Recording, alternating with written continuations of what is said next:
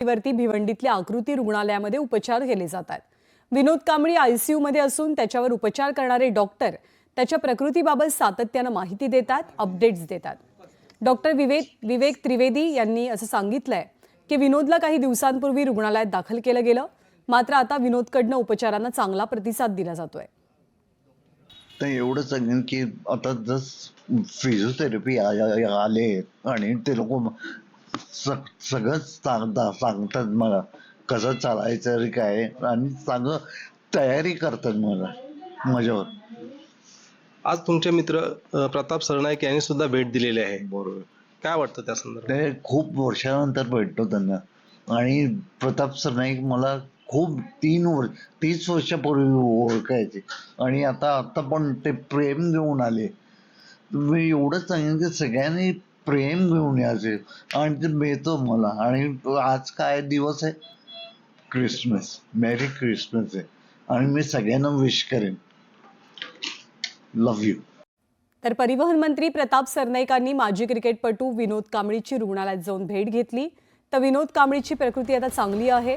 विनोदवरती उपचार करण्याची पद्धत आम्ही जाणून घेतली आहे। तर 30 लाख रुपयांची मदत विनोदच्या पत्नीच्या नावे जमा करायला सांगितल्याचंही प्रताप सरनाईकांनी म्हटलं।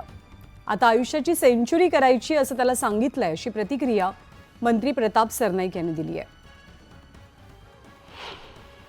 फक्त ही टेम्पररी ट्रीटमेंट आहे, परमनंट ट्रीटमेंट जी आहे, काही जे आजार आहेत त्या आजाराची आता छाननी होते आणि लगेच डॉक्टरांना 1-2 दिवसात सगळी माहिती मिळेल। तर जे काय आजार आहे त्याचा पूर्ण उपचार करण्याची जबाबदारी आता आम्ही उचललेली आहे। आणि या बातम्यांसोबत बुलेटिनमध्ये वेळ झाली आहे छोटासा ब्रेक घेण्याची। थोड्याच वेळात आपण पुन्हा भेटणार आहोत।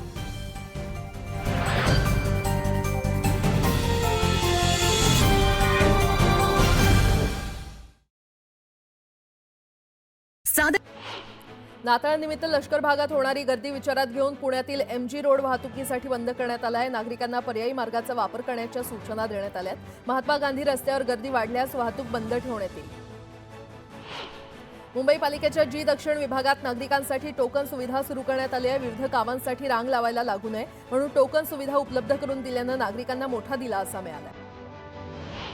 गेल्या आठवड्याभरापासून नायर रुग्णालयातील हृदय शस्त्रक्रिया विभागातील काही भाग बंद ठेवण्यात आला आहे आणि त्यामुळे बायपास सारख्या शस्त्रक्रिया होत नसल्यानं रुग्णांना नाहक त्रास सहन करावा लागतोय।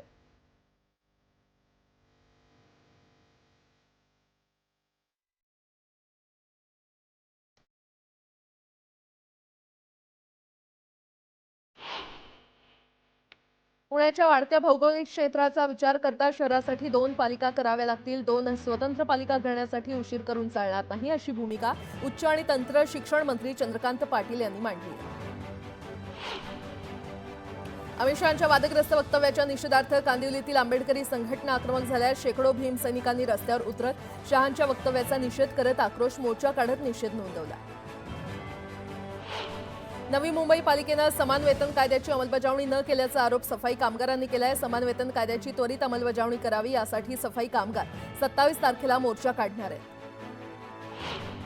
भाईंदरच्या बादशाह ग्राउंडमध्ये आयोजित केलेल्या रामलीला महोत्सवाचं आयोजन मोठ्या उत्साहात करण्यात आलेलं आहे। यामध्ये उत्तराखंडसह इतर समाजातील नागरिक देखील सामील होऊन रामलीलाचा आनंद घेत आहेत। JNPT पनवेल रस्त्यावर स्कूटी चालकाला कारच्या धडकेमध्ये मृत्यू झालेला आहे। भरधाव वेगात असलेली स्कूटी कारवर आदळल्यानं हा अपघात झाला। माजी क्रिकेटपटू विनोद कांबळींना प्रकृतीच्या कारणास्तव भिवंडीच्या रुग्णालयामध्ये दाखल करण्यात आलंय। विनोद कांबळींच्या मदतीसाठी श्रीकांत शिंदे फाउंडेशनकडून 5 लाखांची मदत जाहीर करण्यात आली आहे।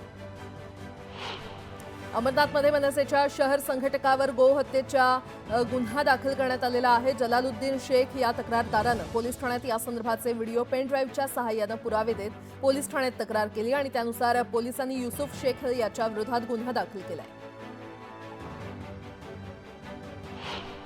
मुख्यमंत्री लाडकी बहीण योजनेच्या निधी वाटपास सुरुवात झालेली आहे, असं ट्विट राज्याच्या महिला आणि बालविकास मंत्री अदिती तटकरे यांनी केलंय। आदर्श आचारसंहितेमुळे थांबलेली प्रक्रिया पुन्हा सुरू झाल्याचं अदिती तटकरे यांनी ट्विटमध्ये म्हटलंय।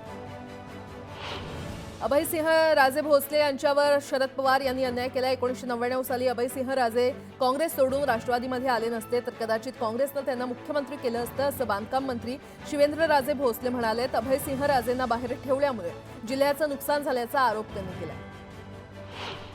विधिमंडळ अधिवेशनावरून जयंत पाटील यांनी सरकारवर टीका केल्या. मोठमोठ्या घोषणा करण्याचा स्वभाव आहे. तशा काही घोषणा झाल्या, मात्र अधिवेशनात विदर्भाच्या जनतेच्या अपेक्षा पूर्ण केल्या नाहीत असं म्हणत जयंत पाटील यांनी सरकारवर निशाणा साधलाय.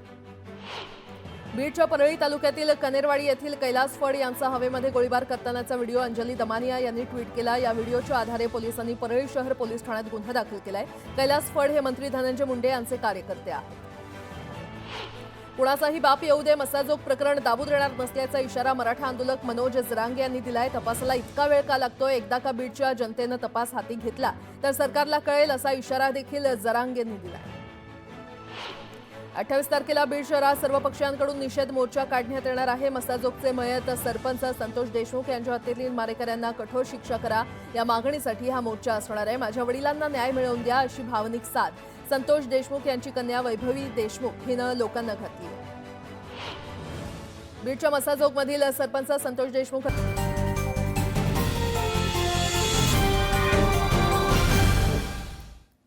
बुलेटिनमध्ये ब्रेकनंतर आपल्या सर्वांचं पुन्हा एकदा स्वागत. जम्मू काश्मीरमधनं पुढची बातमी. जम्मू काश्मीरच्या खोऱ्यात सध्या तुफान बर्फवृष्टी सुरू आहे. दोडा या भागामध्ये बर्फवृष्टी झाल्यामुळे सर्वत्र बर्फाची चादर पसरली आहे. या हिमवर्षावाचा आनंद सध्या पर्यटक घेतात. तर उत्तरेकडे जोरदार बर्फवृष्टी सुरू आहे. सोनगड आणि गंगोत्री महामार्गावरती जवळपास 1 फुटापर्यंत बर्फाचा थर साचलाय. त्यामुळे गंगोत्री राष्ट्रीय महामार्ग बंद झालाय. हिमाचल प्रदेशातील मनालीमध्येही जोरदार बर्फवर्षाव होतोय. क्रिसमस आणि नवीन वर्षाच्या निमित्तानं अनेक पर्यटकांनी हिमाचल प्रदेशात जाण्यास पसंती दिली आहे आणि पर्यटकांनी या हिमवर्षावाचा आनंद लुटलाय. शिमल्यामध्ये बर्फवृष्टीनंतर आता बहुतांश रस्ते पूर्ववत झालेत. सैनिकांनी कुफरीमध्ये ऑपरेशन करून अडकलेल्या लोकांना बाहेर काढलं. मदत आणि बचावासाठी होमगार्डची 10 सदस्यांची टीम सुद्धा तैनात करण्यात आली आहे.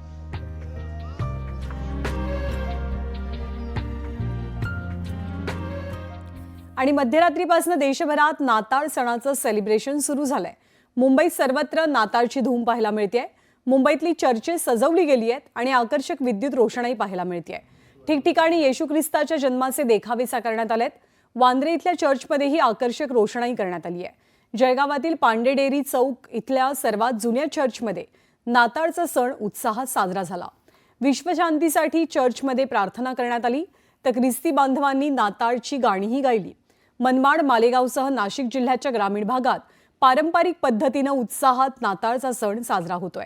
या निमित्तानं विविध धार्मिक कार्यक्रमांचंही आयोजन करण्यात आलंय आणि येशू ख्रिस्तांच्या जन्माचा देखावा साकारला गेलाय. नागपुरातही प्रभू येशू ख्रिस्तांचा जन्मदिवस मोठ्या आनंदात साजरा होतोय. नागपुरातल्या कामठी रोडवरच्या चर्चमध्ये येशू ख्रिस्तांचा जन्मसोहळा मोठ्या उत्साहात साजरा झाला.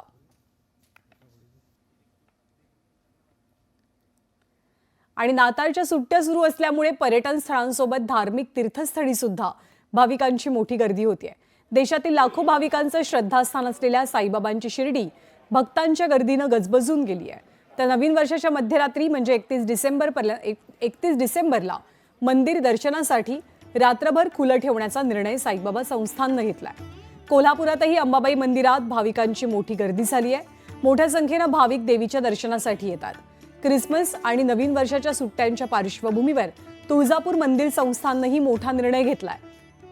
मंदिर दररोज 22 तास दर्शनासाठी खुलं असेल. मंदिरामध्ये पहाटे 1 वाजता चरणतीर्थ पूजा पार पडेल आणि मंदिर भाविकांसाठी खुलं करण्यात येईल. तर रात्री 10:30च्या प्रक्षाळ पूजेनंतर मंदिर बंद होणार आहे. 1 जानेवारी